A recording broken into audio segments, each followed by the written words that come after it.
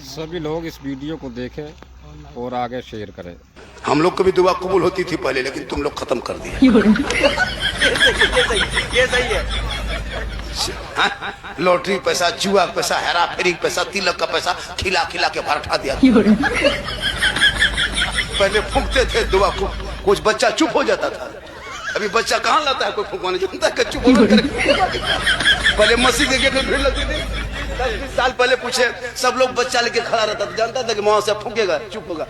अभी कहाँ, अभी मेरे पास लाया बाबा है, बाबा है।